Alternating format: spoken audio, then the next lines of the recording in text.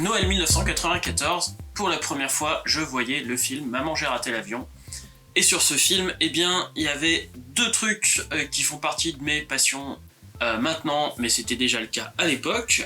On parlait d'appareils photo et on parlait de cassette audio. C'est parti.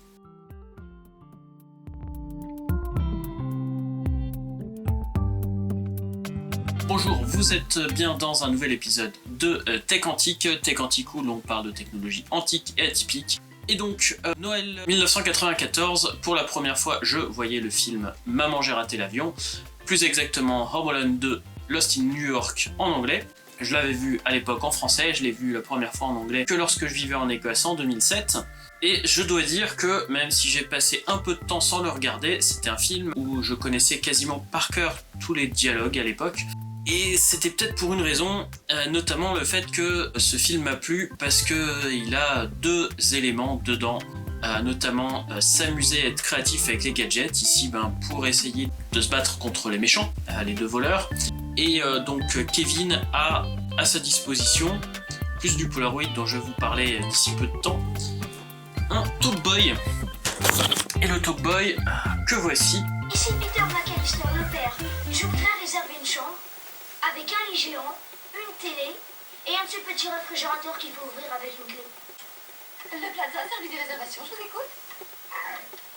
Ici Peter McAllister, le père. Oui, monsieur? Je voudrais réserver une chambre Oui. avec un lit géant, une télé et un de ces petits réfrigérateurs qu'il faut ouvrir avec une clé.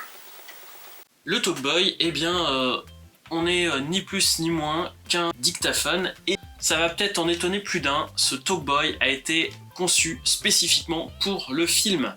Il n'y avait pas de Talkboy avant. Et en fait, le film a fait un tel succès que, en fait, pour la promotion du film, ils ont décidé de sortir 200 dictaphones de ce type-là. Et en fait, en 48 heures, Toys R Us a reçu plus de 5000 appels pour savoir où trouver ce truc. Et en fait, eh bien, un fabricant de jouets les a créés pour de vrai, en sachant que celui du film, tout a été fait en post-production. Celui du film n'a jamais fonctionné pour de vrai. Celui-là a intéressé pas mal d'enfants pour faire la même chose avec, en sachant que, bien qu'il y ait une forme assez spécifique, eh bien, dedans, il n'y avait rien d'original, entre guillemets, même si c'était original pour les enfants, parce que je suis pas sûr qu'il y en a eu d'autres avant celui-là. Eh bien, on avait un dictaphone de ce type-là, comme celui-là, où on pouvait régler la vitesse. Je vous en ai déjà montré, donc le Philips que je vous ai montré l'année dernière. Celui-là est un peu plus performant que ça c'est vraiment un jouet. Donc à l'été 93, eh bien, on n'avait pas comme le film possibilité de modifier la voix. Tous les enfants ont été déçus.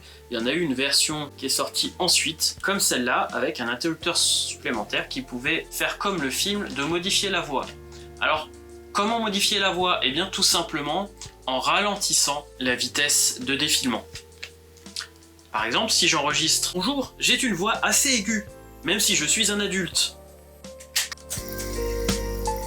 Je l'écoute. Vitesse normale. Bonjour, j'ai une voix assez aiguë, même si je suis un adulte. Et là, si je ralentis maintenant, je passe donc en slow. Bonjour, j'ai une voix assez aiguë, même si je suis un adulte. Si je ralentis ma voix, eh bien tout de suite, la voix va être beaucoup plus grave.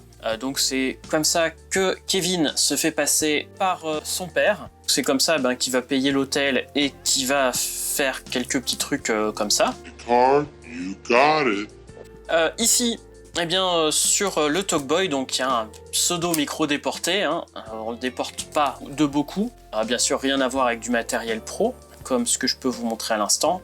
Mais bon, il est censé avoir, si je dis pas de bêtises, 8 ans dans le film. Donc à 8 ans, il était trop jeune pour utiliser du matériel pro, comme ce que je vous montre, un Agra, un Sony. Donc le Talkboy, ça correspondait bien, même si c'est légèrement quand même meilleur dans le film, on voit que ça a été fait en post. Ça c'est quand même fait pour être un jouet, mais quand même pas si mal. Et j'aurais adoré avoir ça quand j'étais petit. Et puis ça reste aussi bien un Walkman en mono, donc j'ai une sortie casque, comme on voit Kevin l'utiliser en Walkman dans l'avion.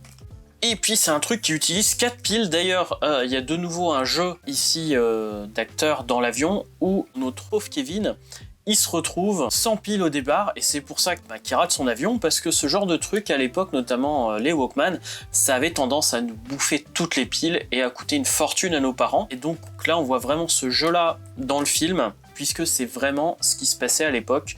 On se retrouvait avec nos Walkman à bouffer toutes les piles. Maintenant, ça reste un joli jouet. Au final, si vous voulez offrir ça à des enfants, maintenant on a des dictaphones. Et déjà à l'époque, en fait, il y a eu plusieurs versions du Talkboy. Et il y a aussi des Talkgirl, la même chose mais en rose, comme si on ne pouvait pas faire un truc neutre. Et déjà à l'époque, fin des années 90, ils avaient déjà sorti un Talkboy numérique qui permettait d'enregistrer 45 secondes de voix seulement. Donc au final, c'est quelque chose qu'on peut faire maintenant en numérique, qui boufferait beaucoup moins de piles. Mais aussi, si vous arrivez à en trouver ce genre de dictaphone, dont j'espère pouvoir vous présenter ça l'année prochaine, puisque lui il a un truc intéressant, c'est que on enregistre donc à vitesse 3 fois plus lente, voir si c'est encore écoutable ou pas, et surtout on n'a pas juste une seule vitesse, mais la vitesse de lecture est réglable, ce qui permet de faire énormément de jeux pour les enfants ou même pour les adultes et de faire des